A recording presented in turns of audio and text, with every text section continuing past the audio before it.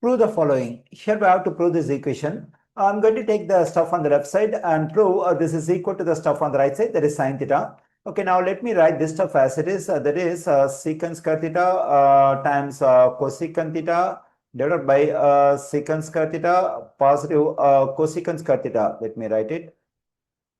We know that secant is a reciprocal of cosine. So we can write this secant square theta as 1 over cosine square theta. And also this cosecant is a reciprocal of sine. So we can write this one as 1 over sine theta divided by, we can write this secant square theta as 1 over cosine square theta positive. We can write this cosecant square theta as 1 over sine square theta. Here two fractions are multiplied. Let's multiply the numerators and multiply the denominators. 1 times 1 is 1 in numerator. In denominator, we have cosine square theta times sine theta. Then we have cosine square theta times sine theta. Now, we have to add these two fractions. We can use cross multiplication to add these two fractions.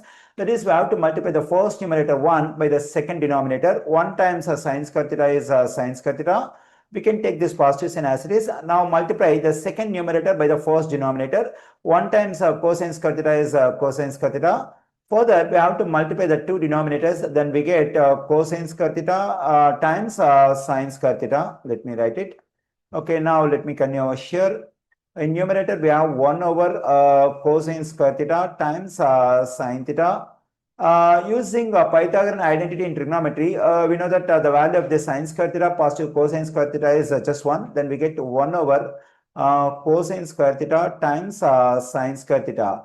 Here we divide two fractions. Let me take this fraction as it is. That is 1 over cosine square theta times sine theta. We can change this division as multiplication and take reciprocal of this one. Then we get cosine square theta times sine square theta divided by 1. Okay, here when I multiply this 1 and this stuff, I'm getting the same thing, that is cosine square theta times sine square theta. When I multiply the two denominators, I'm getting cosine square theta times sine theta. Here this cosine square theta will cancel out.